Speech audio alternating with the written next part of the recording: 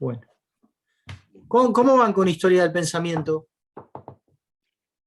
Bien, ahora tenía la clase, la semana que viene tenemos que hacer una exposición sobre Grecia, Roma y el medioevo, ¿no? Está bien, está bien, está bien.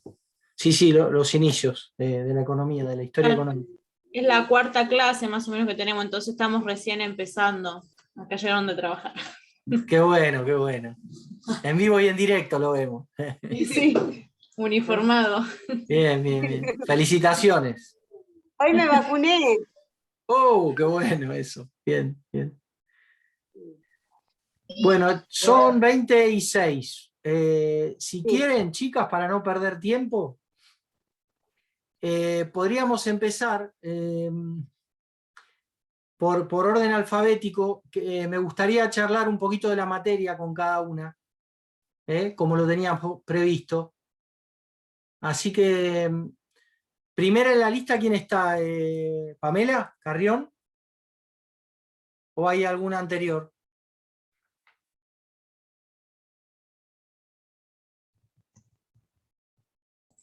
No sé si hay alguien anterior.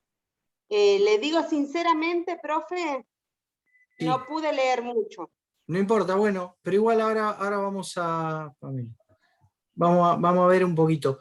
Y después de Pamela, ¿quién estaría?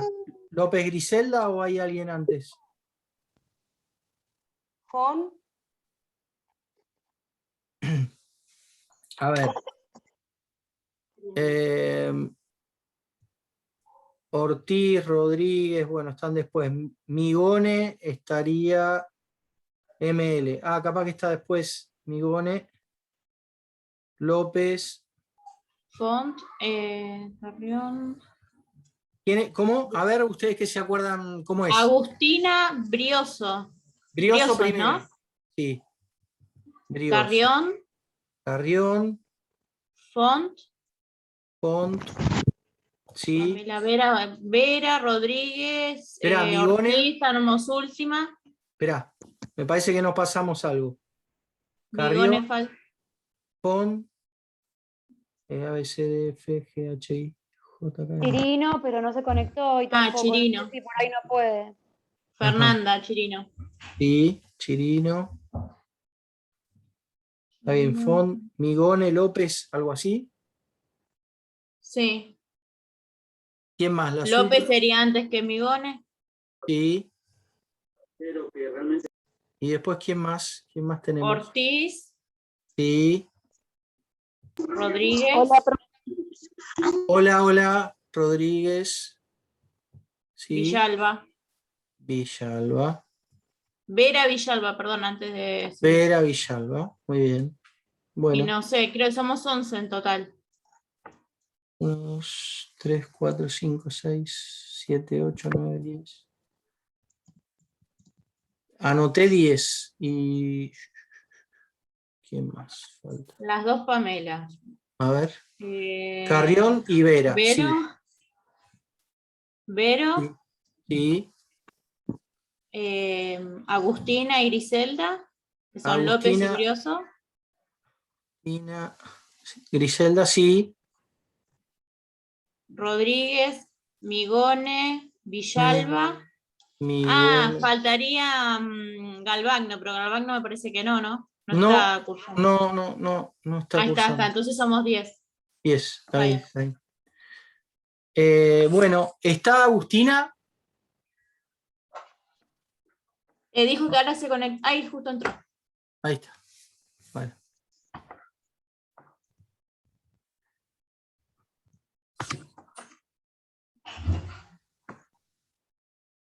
Agustina.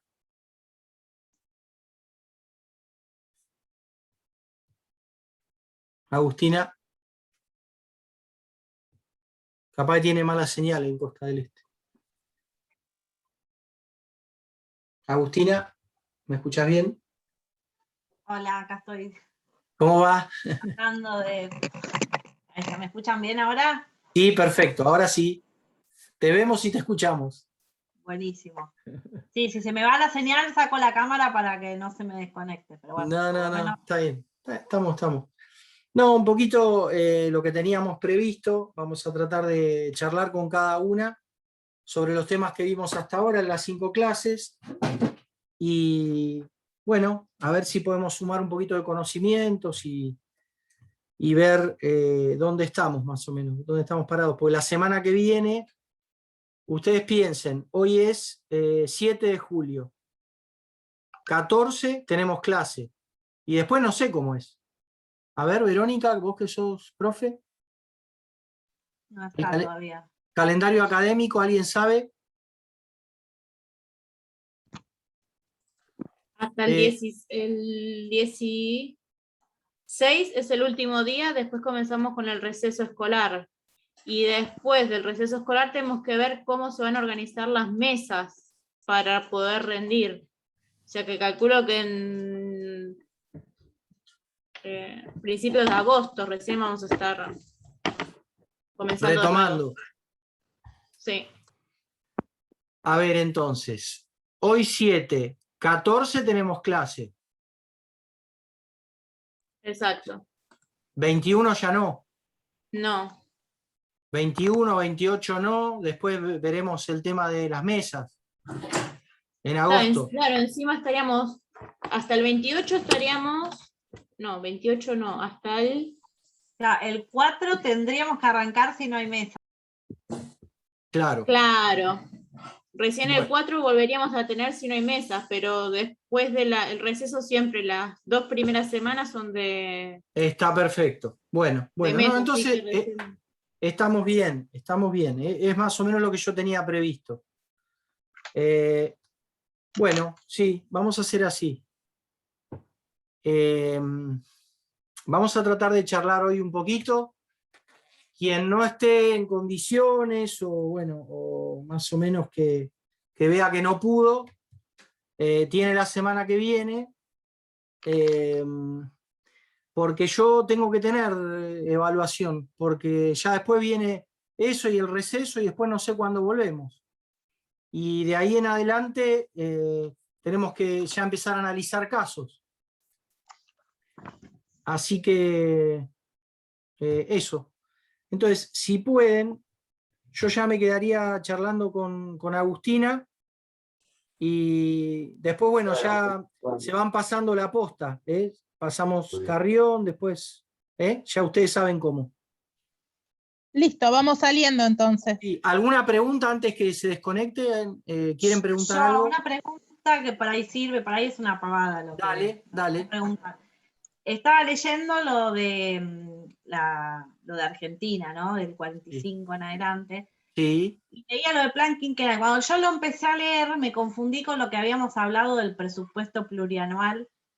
ajá. O sea, yo en mi mente, cuando lo empecé a leer, como que lo asocié, que plan quinquenal quería decir eso. Después, cuando volví a No. leer los apuntes, veo que es otra cosa. Ahora, mi pregunta es, ¿tiene algo que ver o digo por el nombre? Mira, normalmente cuando es un presupuesto plurianual, ¿eso es lo que vos me querés decir?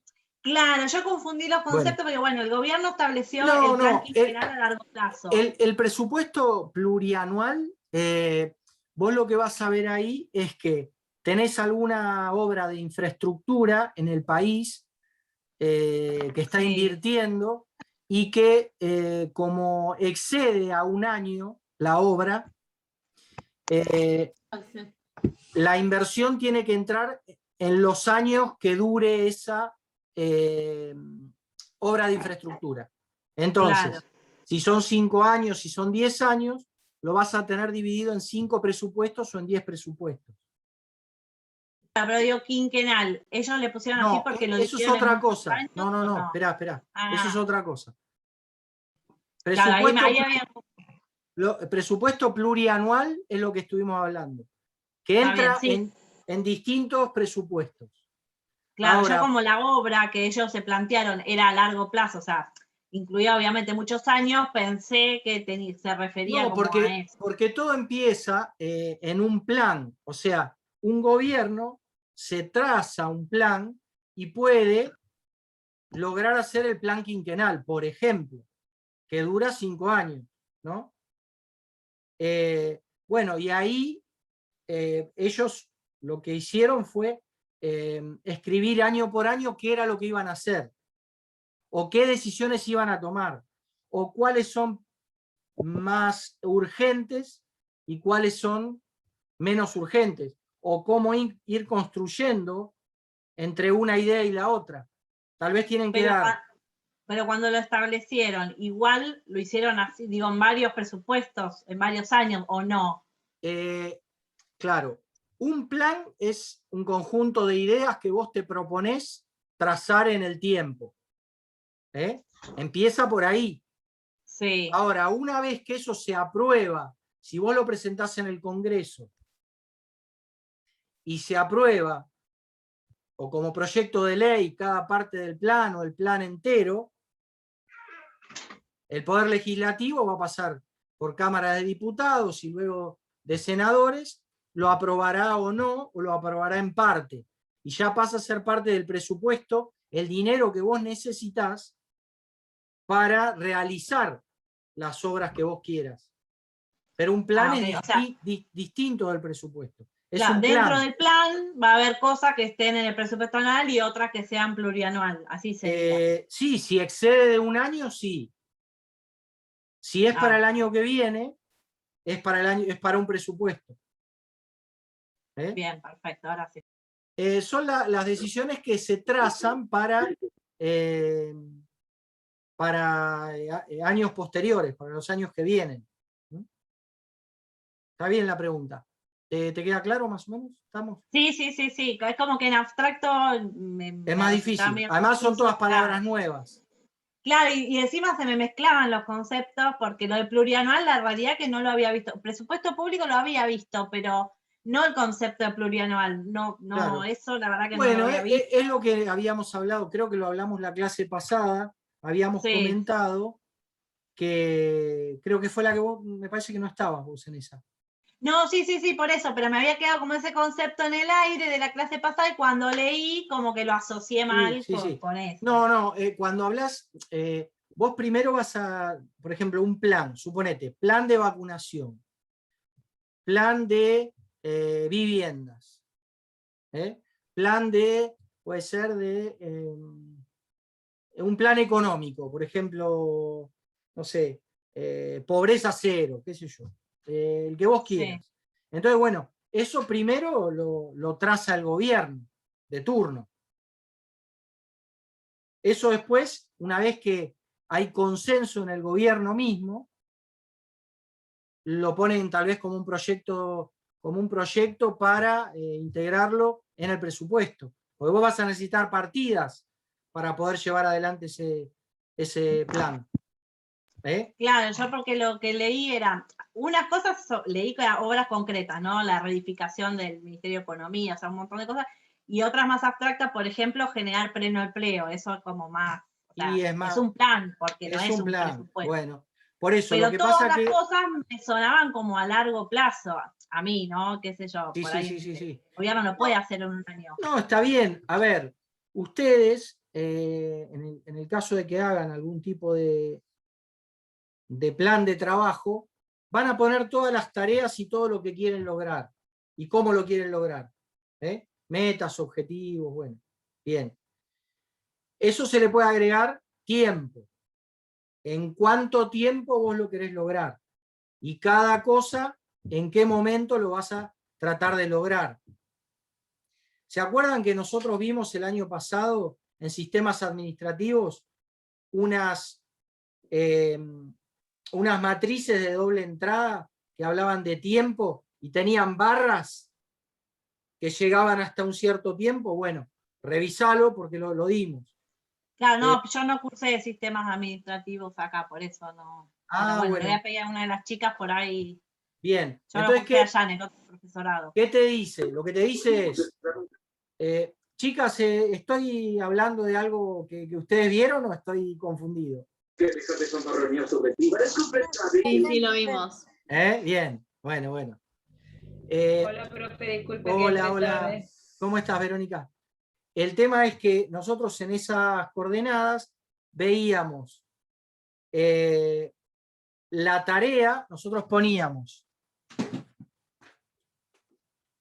tareas, ¿no? Las enumerábamos, y tiempos. Entonces acá tenías los tiempos. Y esto, bueno, se cruza, y entonces vos tenés que una tarea X, suponete acá enero, febrero, 2021, 2022, el año que viene. Enero, febrero, marzo, así. Entonces, que esta tarea iba a durar hasta acá, que esta tarea empezaba acá y terminaba acá. Sí, lo vimos con un ejemplo de un auto, me acuerdo, ¿se acuerda? Que si tardaba mucho tiempo en hacer la pintura del chasis, más tiempo iba a tardar en hacer otra parte del auto. Claro, entonces en la retrasaba producción. toda la producción. Sí. Bueno, pero todas estas herramientas que vimos en sistemas administrativos, vos las podés aplicar para un trabajo, para un plan, te puede servir para la Sí, usted producción dijo de que algo. nos servía para también a nosotros para las las tareas clases. nuestras. Sí. Para las clases. Cuando ustedes tengan que dar clases, ustedes se pueden armar un presupuesto de tiempo. Claro, está bueno para planificar. Para la planificación.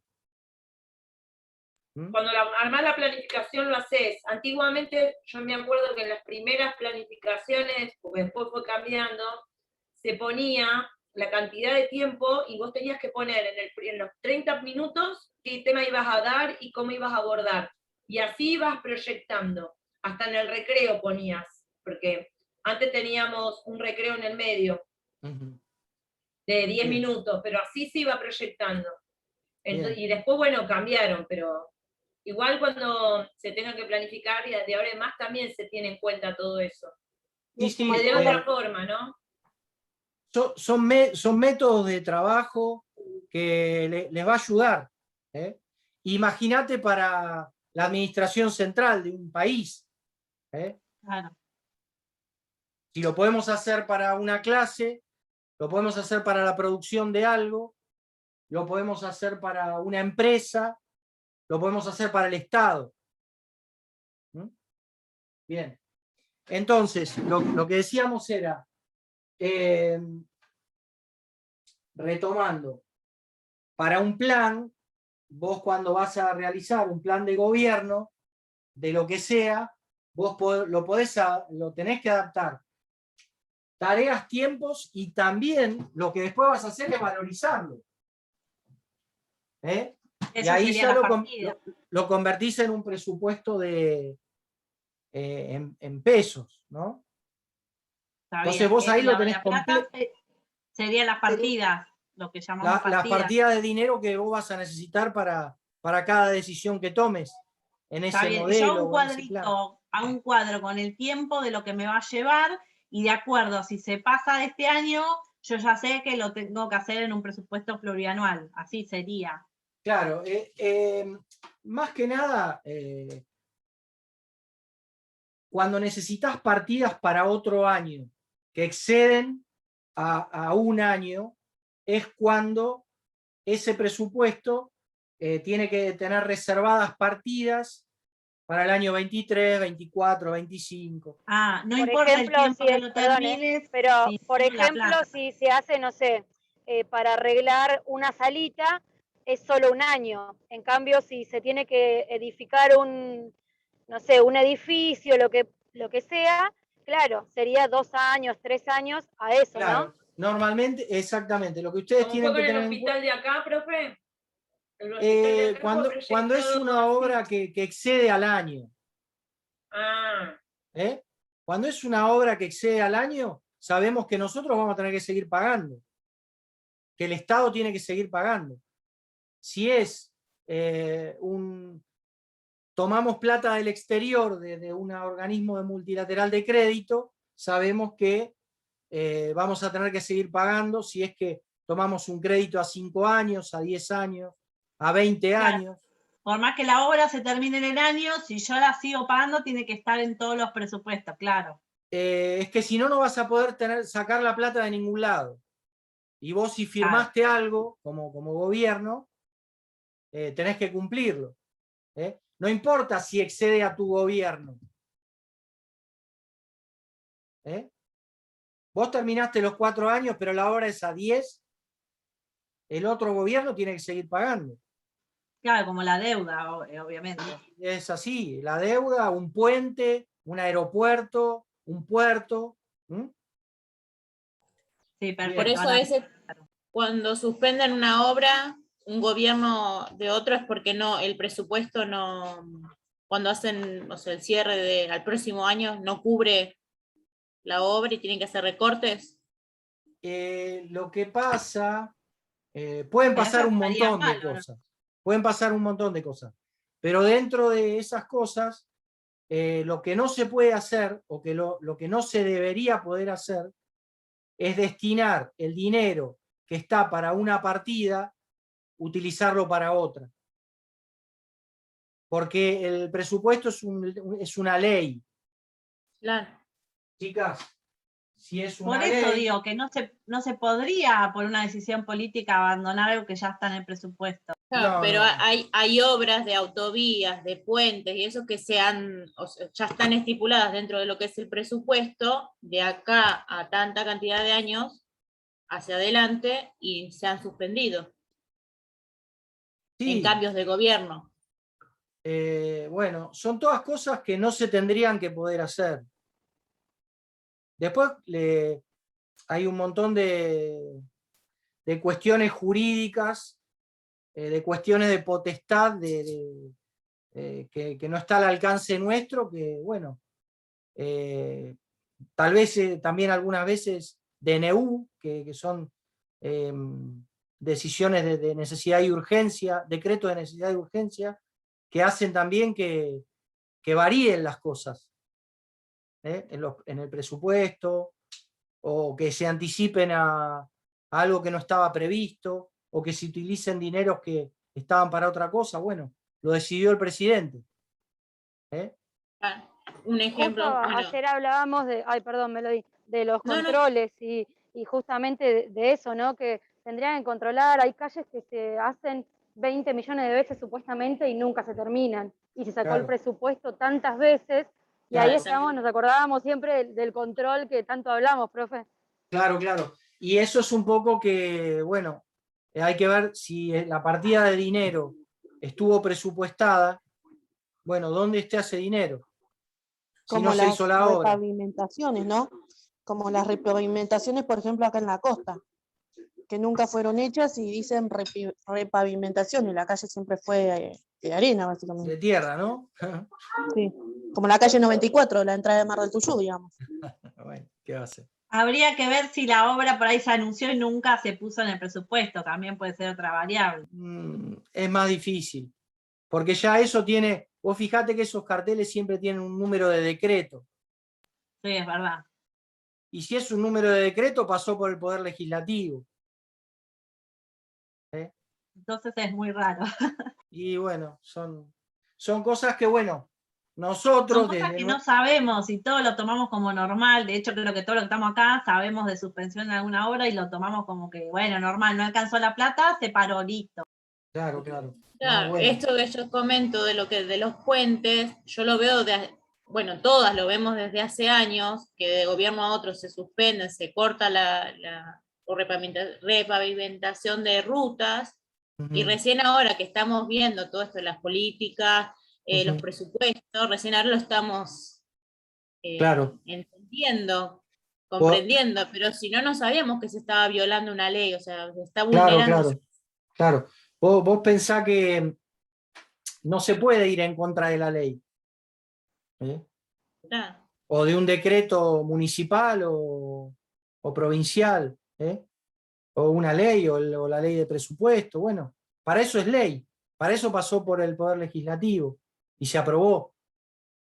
Ahora, antes de eso, bueno, todavía no es ley, se puede reformar. Un plan se puede reformar. Una ley de presupuesto promulgada, no. Eso le iba a preguntar, si quieren suspender una obra, ¿pueden modificar esa ley? Bueno, tendrán que justificar por qué fue lo que pasó. Tendrá que ir al Poder Legislativo de vuelta. Claro, me quedó la duda porque, bueno, las leyes se modifican, pero nunca había visto lo de la ley de presupuesto, como que siempre muy abstracto, como pasa al Congreso, aprueba. Claro, no. Una vez que está aprobado es ley. Si es ley, Claro, una cosa como ahora, que la emergencia sanitaria capaz que se tuvo que destinar el bueno, pero presupuesto para... por eso, tal vez se presentó algún tipo de proyecto, de ley o algún decreto que reformuló de alguna manera por una emergencia, por un problema superior, digamos. Claro, a eso iba, tiene que haber otra ley para reemplazarla, sí o sí. Sí. No. O un DNU, ya te digo, del presidente, que es de decreto de necesidad y urgencia. Ahí él te lo está diciendo. Pero bueno, eso hay que manejarlo bien también.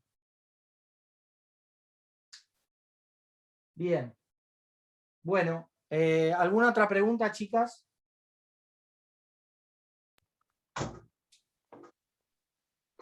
No, en general, bueno, a mí ese texto me gustó mucho, bueno, igual me llamaron la atención varias cosas que no sabía, que no lo puedo creer. No sabía que el Banco Central tenía capital privado. Ajá. La verdad que Sí, tengo 40 años y no lo sabía. No, bueno, está bien. pensé que el Banco Central sí o sí tenía que ser sí o sí público. Es público, es del Estado, Banco Central de la República Argentina, pero puede ser que también tenga acciones privadas, que tenga acciones de privados o de empresas privadas, porque son bienes de capital. Claro.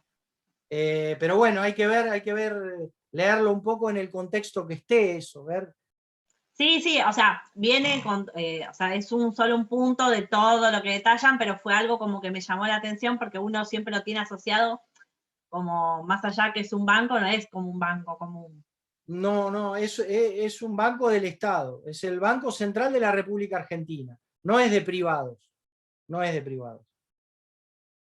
Que tenga. Igual lo que dice que ya se estatizó. Por eso. Bueno, es del Estado entonces. Es del Estado.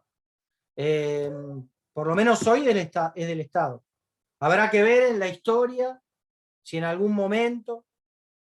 Claro, eso me llamaba la atención. Bueno, ahora es del Estado, pero como que decían que en el gobierno de Perón, estaba dentro del plan estatizarlo. Y yo digo, ¿cómo estatizarlo? Si para mí siempre había sido el Banco Central. Pero bueno, explicaba que también tiene una parte de capital privado, que después, bueno, se logró obviamente, que era uno de los objetivos, lograr que sea todo capital público. Bueno, lo mismo que vos estás comentando, es una buena observación mismo para todas. Es muy interesante, ¿por qué? Porque también nosotros vivimos procesos de privatización de ferrocarriles argentinos, de lo que era la empresa de energía eléctrica, de SEGVA, bueno, de gas, también. del gas. Telefónica, por gas. ende viene la deuda externa también, Claro. a través de las empresas, y después hicieron que la adquirió el Estado, eran estatales, que ya lo entendí. Eran estatales y al adquirir, como el Estado en ese tiempo no podía adquirir préstamos, lo adquirían las empresas. ¿Y qué hicieron con las deudas esas? Después hicieron deudas públicas, que era la deuda Bueno, sí, por eso. Por eso yo lo que les digo siempre es el tema de que se tienen que ejercer los controles de manera tal que las leyes se respeten, que los decretos se respeten, que los contratos se respeten. Igual por lo que entendí yo, el texto, fueron todas políticas favorables la de la estatización. Yo me acuerdo, de conversaciones de que el tema de toda la estatización, muchas críticas, ¿no? Porque todo lo que pasó a mano del Estado, que funcionaba mal, que te daban un teléfono, tenías que pedirlo 20 años, todo eso, pero económicamente, cuando uno lee, que la verdad que no lo sabía, que está bueno saberlo porque siempre está la crítica, ¿no? ¿Por qué estatizaron todo? ¿Por qué hicieron esto? ¿Por qué hicieron otro? Siempre en manos privadas funciona mejor, pero cuando vos ves el impacto que tuvo económicamente, que la verdad que no lo sabía, es como que decís, bueno, sí, hubo un fundamento, está bien, después en otra época por ahí se necesite privatizar. Pero en ese momento, cuando vos lees los objetivos, ya con el diario El Lunes, ¿no? Que ya sabemos que nos favoreció, es increíble cómo nos favoreció. Bueno, por eso yo lo que digo siempre, a mí me pareció bueno como material de estudio, porque es muy relevante con respecto a las políticas económicas. O sea, ese capítulo, cómo lo describe el autor, te da herramientas. No es que el hombre te está diciendo lo que piensa. El hombre te está bajando, te baja en historia leí que habían pasado esas cosas. Todo lo que él explica, cuándo se estatizó todo, eso lo leí, lo estudié todo. Pero nunca había visto la consecuencia de cada cosa. Cuando vos lo lees, decís, bueno, esto no fue, quiero estatizar porque soy soberano o por patriota. No, hay una razón económica. Por eso, después, por ejemplo, existe lo que se llama la ideología. Vos vas a tener gente que está de acuerdo, gente que no está de acuerdo, gente que está en parte de acuerdo. Pero nosotros como material de estudio me pareció interesante porque es muy rico para poderlo desmenuzar. Por toda la información que nos da del Banco Central, la información que te da del gobierno, la información que te da de lo anterior y de lo posterior. Entonces, para nuestra materia, cuando vos lo empezás a desmenuzar, te das cuenta de qué manera fue intervencionista el Estado en ese momento, con respecto a las políticas económicas. Después, si salieron bien, mal, si estamos de acuerdo o no, eso es discutible, esa parte. Pero no, me parece muy didáctico poder leer eso. Sí, yo no había leído nunca un material así que muestre las consecuencias económicas.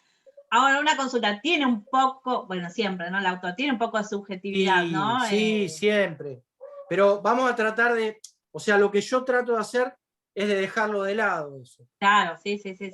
No, sí, obvio, analizando los números, las cifras, que eso obviamente está basado en la variedad. Pero aparte, quería decir, a ver si solo me había dado la impresión a mí. No. En una parte dice que si bien el gobierno arrancó con las reservas bien acaudaladas, que eso tampoco, o sea, que hicieron las cosas bien, porque eso de tener las reservas acaudaladas no quiere decir que sea sí o sí que va a tener éxito. Tiene que estar acompañado de buena voluntad, de política, bueno, como que apoyaba bastante, o sea, leyendo esa parte. Claro, por eso, a ver, lo que me parece muy importante, porque ¿qué pasa? Vos vas a tomar un libro de historia y va a tener alguna parte de economía, pero no va a tener todo lo que vos necesitas. Vos vas a agarrar un texto de política económica y vas a tener herramientas, instrumentos, vas a tener objetivos, vas a tener métodos de trabajo, pero bajado de la realidad pura, digamos, con datos. Ya lo vamos a ver en los casos, pero me parece muy revelador el autor cómo describe con datos lo que pasó en ese periodo. Sí, esto está analizado y todos los datos que uno los ve por separado están como todos interrelacionados en el texto. Entonces, encima hace la lectura llevadera, pero te va dando la conclusión de cada cosa. Hicieron esto y pasó esto, hicieron esto, bueno, como el análisis de casos, digamos. Exactamente. Bueno, entonces, por eso yo les diría una lástima a las personas que no pudieron todavía leerlo, porque es muy rico y no es largo. Hay que entenderlo nada más. No, lo que pasa que lleva como dos lecturas. porque sí, cada parrafito chiquito tiene como demasiada información. Exactamente. Es como que a mí por lo menos hay me que leerlo, cuesta. es verdad lo que dice Agustina, es como que lo tenés que leer 2 o 3 veces porque tiene algo ahí que no te cierra, entonces tenés que volver de nuevo para atrás, Y bueno. o a veces tenés que volver a una hoja atrás, porque Sí, también sí, eso. sí. No, no te es hace lenguaje ruido. difícil, pero en un No, párrafo lenguaje no. mucho tecnicismo por ahí. Es como que Eso cada también. cosita. Sí. Pero bueno, Otra cosa sí, que quería preguntar, ya que dale. cuando dicen la repatriación de la deuda externa, se refiere a que la habían tomado capitales privados y como que el Estado se hizo cargo. Entiendo eso. A ver. Sé que es más complejo, pero como para... No, a ver cómo te lo puedo explicar simple. Se intervino algún tipo de empresas. Ah, ok. Cuando vos intervenís una empresa, o tomás el control de la empresa, o la estatizás. Claro, o sea, la pasás empresa a tener... había tomado un préstamo. Esperá, porque voy ahí. Sí. Vos tomás activo, pasivo y patrimonio neto. Ustedes ya están en condiciones de entenderlo, de lo que estoy hablando. Sí. Entonces, si lo estatizaste, si pasó a ser del Estado, pasaste a tener los bienes de esa empresa, pasaste a tener las deudas de esa empresa y pasaste a tener el patrimonio de esa empresa. Ok, o sea, cuando se estatiza la deuda, no es que la deuda, sino que, claro, al tomar las empresas, obviamente, también estatizan la deuda. Ahora sí, lo entendí. Chicas, esto lo vieron en contabilidad. Activo, pasivo y patrimonio neto. Sí. Esto es igual a esto. X es igual a Y. Entonces, vos cuando vendés o comprás una empresa, sea privada, sea mixta, o sea de